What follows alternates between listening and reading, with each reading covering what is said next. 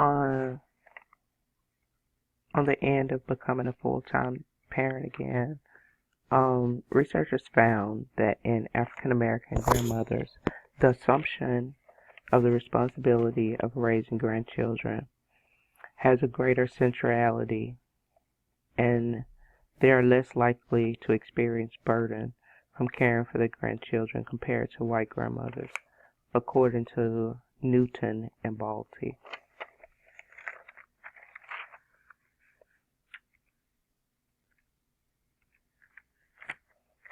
This is a genogram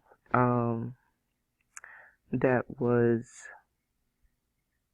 built using all the information that Mrs. H gave me on her family and her relatives that were close to her, both growing up and her children and grandchildren.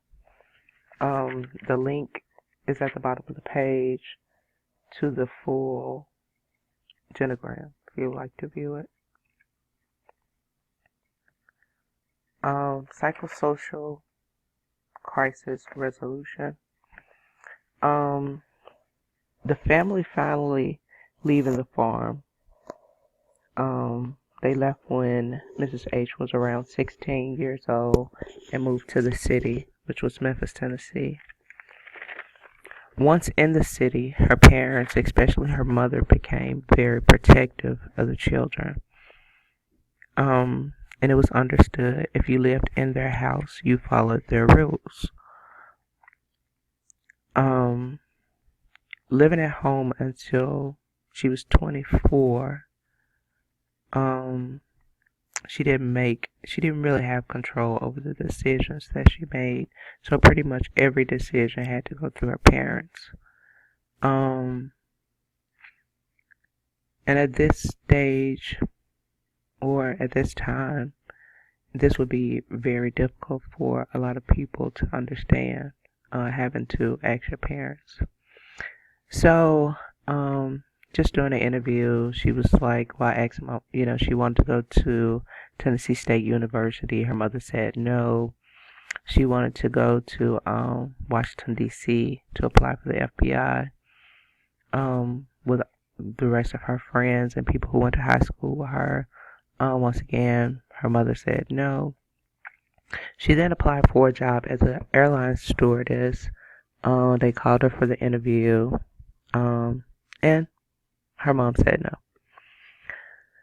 So finally, when she found a job, when she was able to find a job that her mom would agree to taking, she was very anxious, to get to work and eventually leave home.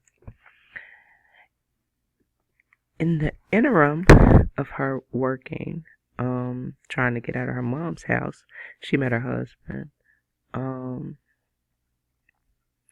it was funny because she said that even at 24, living in her mom's house, she still had to ask to go visit, to go over her husband's house.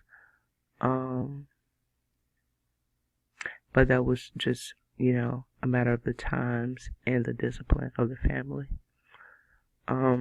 After she finally moved out of the house and got married,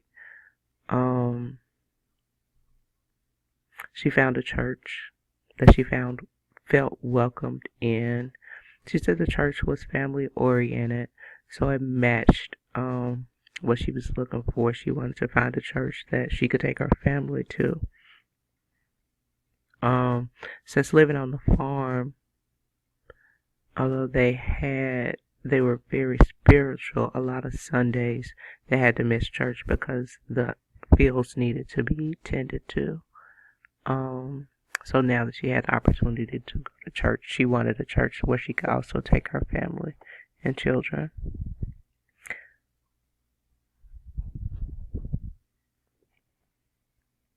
The Asian well perspective, as described by Rogers, people who age successfully are engaged in life, are emotionally and instrumentally supportive of others, and are proactive with regard to their health, finances, environment, and interpersonal relationships. This perspective will support Mrs. H as she continues to provide care for her grandchildren. It can help her find balance and activity in her own life aside from the responsibilities of taking care of the children. And it can also provide resources for planning for retirement and also like saving for education for the children, which are all important to her at this stage.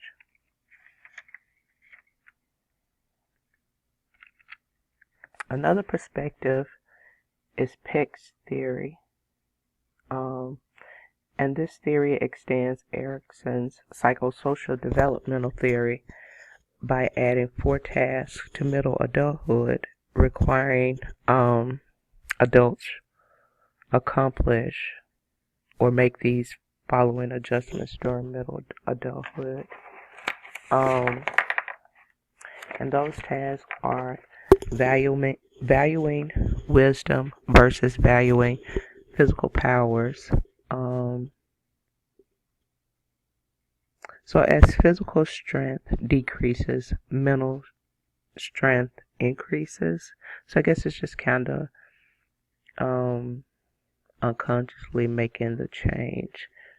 In some instances when you're young, you will react to certain situations differently. But as you grow older, you understand, and you find better ways to solve problems.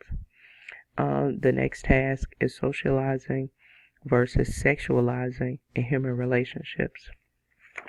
In this case,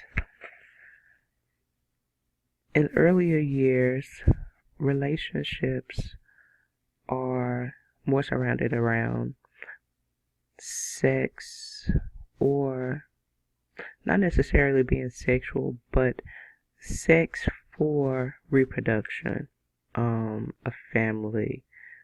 And in middle adulthood, when fertility is decreased, and at this point many people have already raised their children, most are either having grandchildren or waiting for their children to have children. But definitely at this stage, you kind of pass the point of having children, and you're more settled into a relationship with someone you can grow older with. The next one is emotional flexibility versus emotional impoverishment. And I guess this one is more about being flexible in roles and positions. In this case, the interviewee has had to be flexible in several different aspects. After the loss of her sisters, she kind of stepped in with their children to be a mother figure. After the loss of her husband, becoming a single parent presented different challenges. The loss of her daughter, and the fact that she's now caring for her grandchildren full time. She's pretty flexible. And then mental flexibility versus mental rigidity.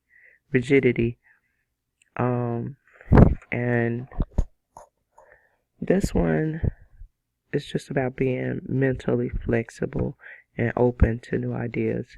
And especially in this case, with the interviewee having and raising children at this point in her life, where so many things have changed over the years of her life and will continue to change over the years of her life. She has to remain mentally flexible to offer the best care to the grandchildren. And the theory limitations. The age and well perspective provides a wide range of services in assisting aging clients. It will keep the interviewee active in her community and can provide retirement and financial planning services. as the interviewee prepares for retirement. Peck's theory focuses more on the person's personal needs and responsibilities and the needs for companionship at this stage of development, which could be good for my interviewee who has not had a serious relationship since the loss of her husband in 1998. These are my references. Thank you all for viewing my older adult oral presentation. Have a great day.